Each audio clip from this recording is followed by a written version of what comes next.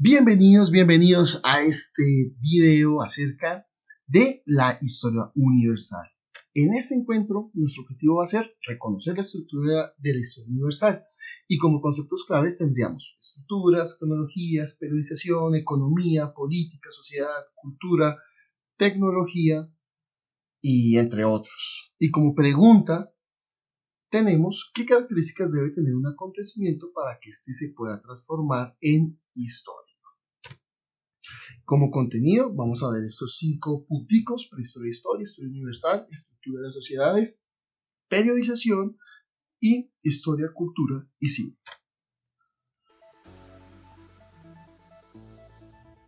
El periodo antropozoico como tal es el periodo en el cual el hombre va a aparecer como especie, pero este hombre no lo incluimos solo como hombre, o sea, como Homo sapiens, sino todo el género de otras especies muy emparentadas con nosotros que vamos a llamarles los homínidos.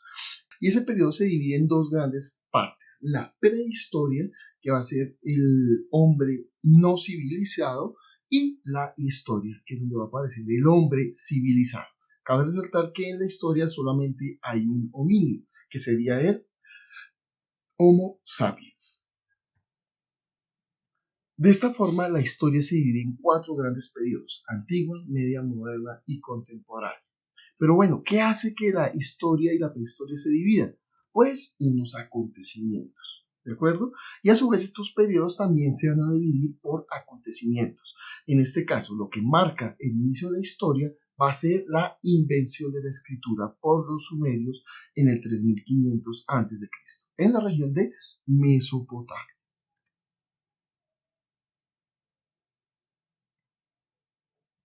Aquí inicia la historia universal.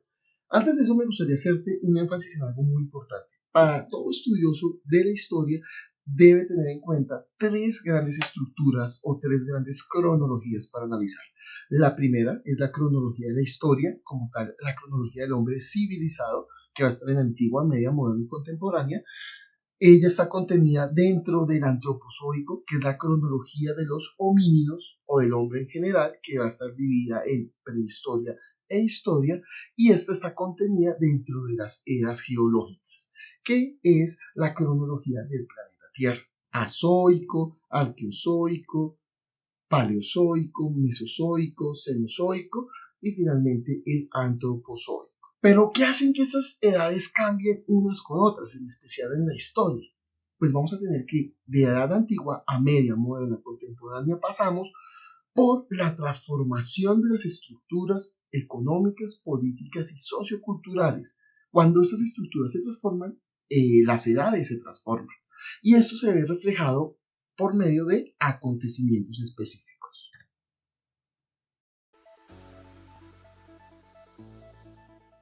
Tendremos 3 estructuras.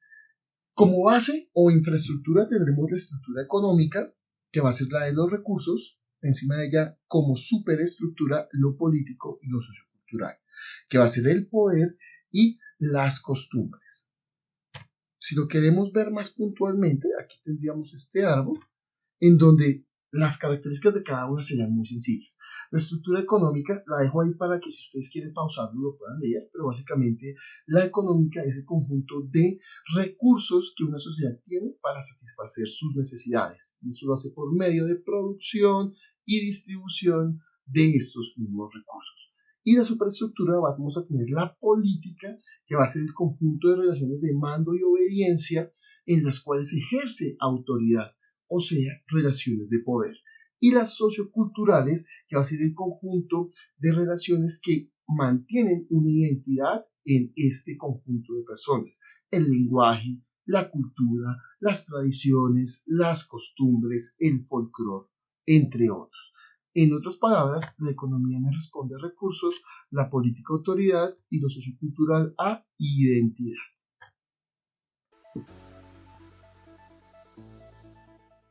Bueno, ya habíamos hablado que la historia universal se divide en cuatro: antigua, media, moderna y contemporánea. Y vamos a tener estos acontecimientos límites.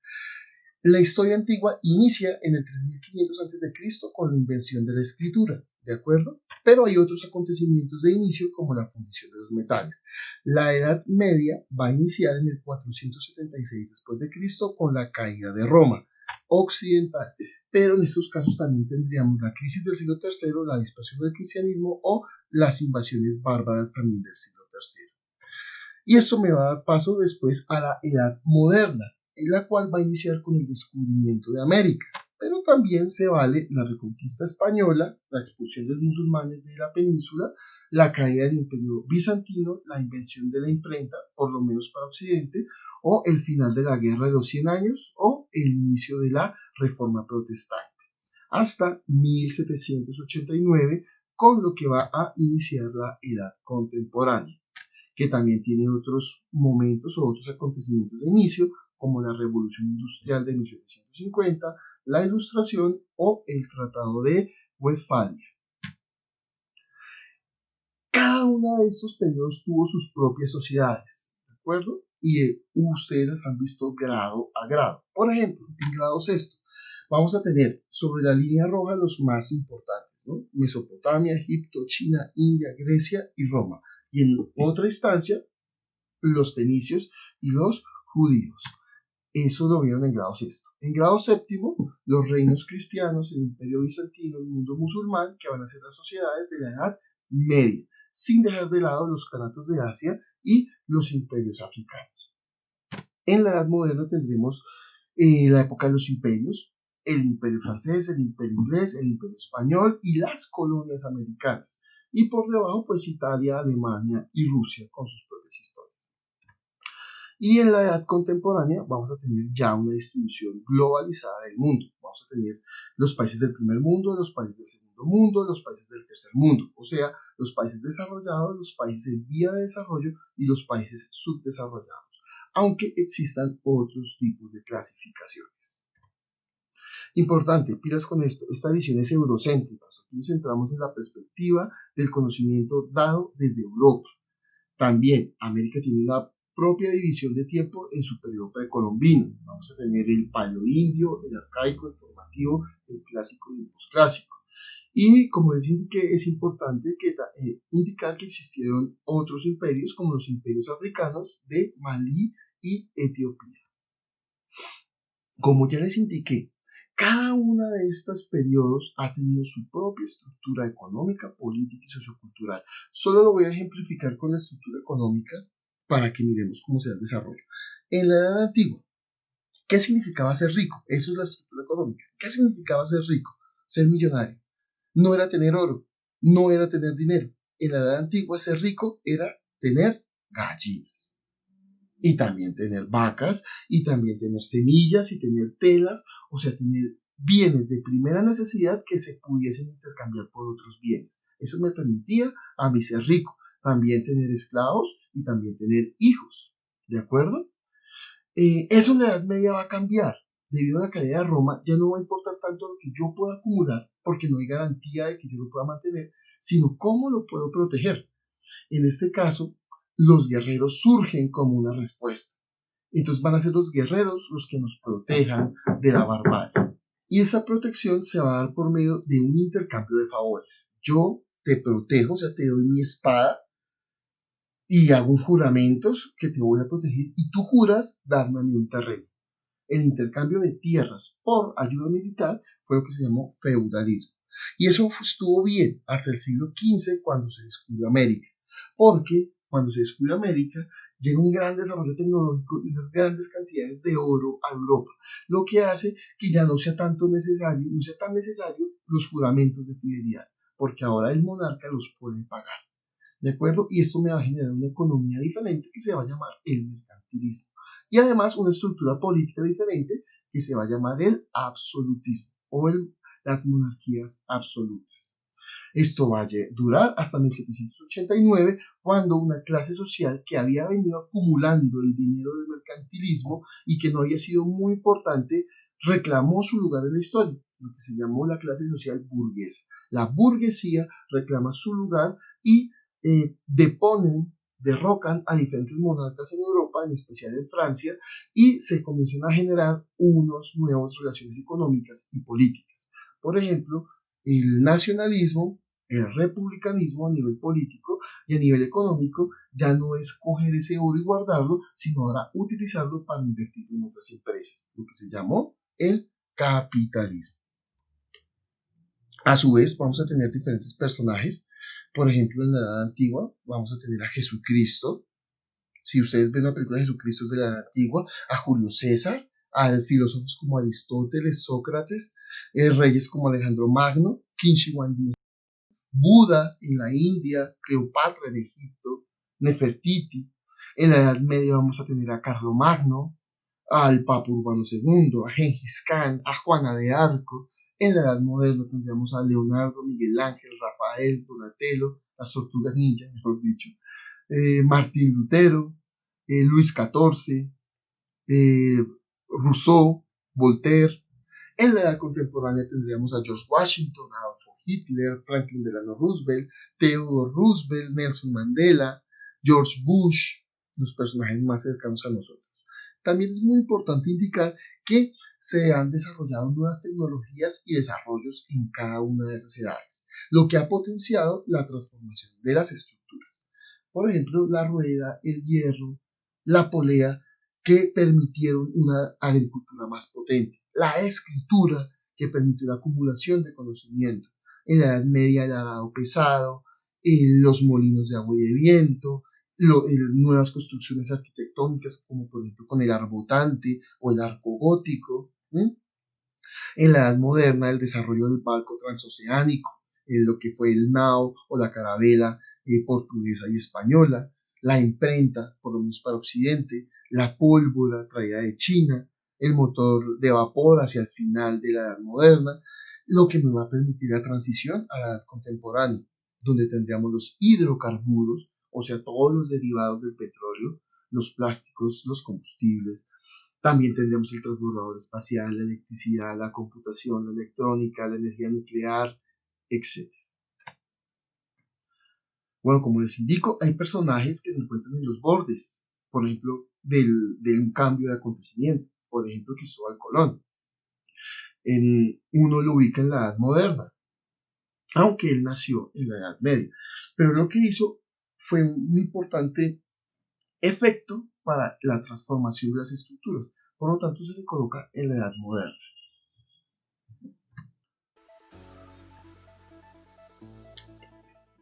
Bueno, aquí tenemos algunas películas que yo recomendaría, digamos, para entender o para interesarse por la edad antigua. 300 con la historia de Leónidas y sus 300 espartanos en contra de Jerjes, el imperio persa. La pasión de Cristo, un recorrido muy interesante por la vida de Jesús y muy fiel históricamente hablando. Gladiador con Russell Crowe hacia los finales, siglo III del Imperio Romano, con Marco Aurelio. Y películas sobre Grecia, Hércules, Troya, Furia de Titanes, finalmente pues La Momia, que pertenece a dos tiempos. Aquí les voy a dejar esta tabla, solamente es para que la miren, no voy a profundizar en ella, si quieren leerla, pausen y aborden. Pero pues es un resumen de lo que ya hemos visto. Frases importantes. Tendríamos primero Jesucristo. ¿De qué le sirve al mundo ¿De qué le sirve al hombre ganar el mundo si en el camino pierde su alma? Y ahora Buda, no hay miedo para alguien cuya mente no está llena de deseos. Edad Media, la genial serie Vikings o Vikingos, la historia de Ragnar Lodbrok y la Gerta, muy fiel históricamente hablando, obviamente pues también es una reconstrucción histórica, pero digamos que su nivel de fidelidad, sobre todo con los desarrollos culturales y tecnológicos, es muy destacado. Juana de Arco con Mila Jovovich, antes de matar zombies en Raycon City, ella se dedicaba a matar ingleses. Y bueno, Corazón Valiente con Mel Gibson, una película llena de errores históricos, pero excelentemente producida, actuada y dirigida. El Reino de los Cielos con Orlando Bloom y Eva Green sobre Jerusalén. Muy buena película. Bueno, aquí les dejo esta tabla. Ya saben, pausen y miren. Siguiente. Frases. Carlomagno.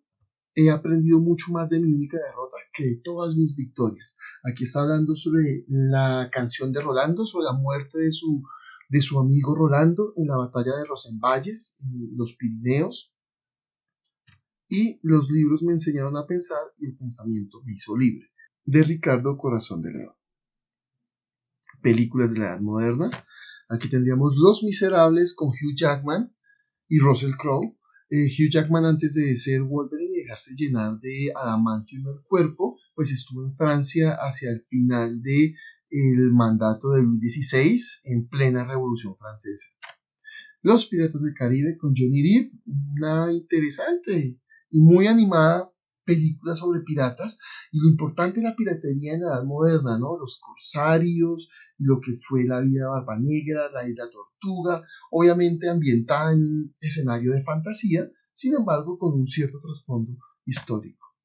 María Antonieta con la hermosa Kirsten Dunst, antes de ser novia de Spider-Man, fue la esposa de Luis XVI y eventualmente lo acompañó a la guillotina.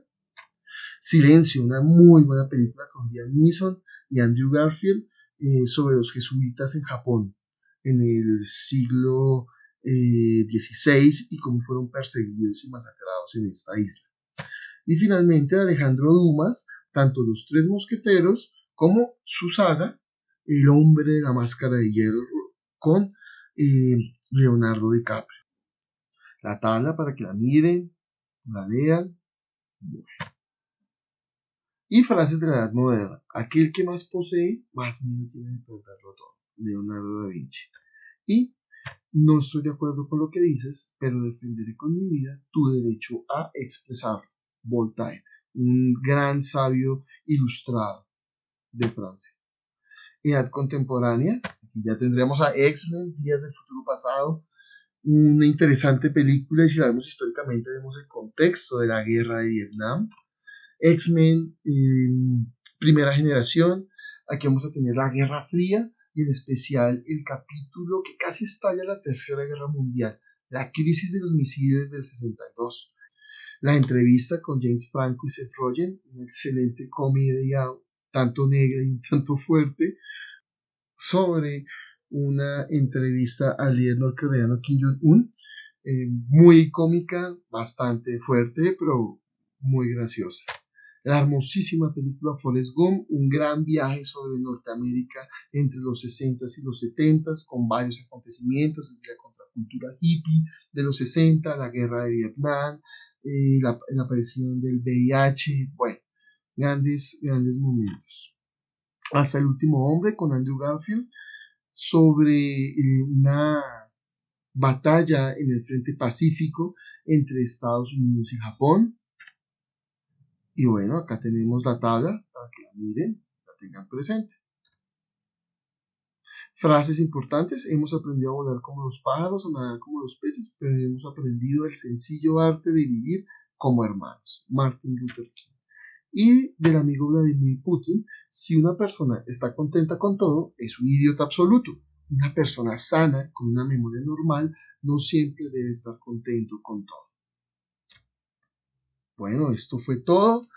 Como pregunta te tengo entonces, ¿qué características debe tener un acontecimiento para que se pueda transformar en histórico? Para que pueda ser contado como histórico, trascendente.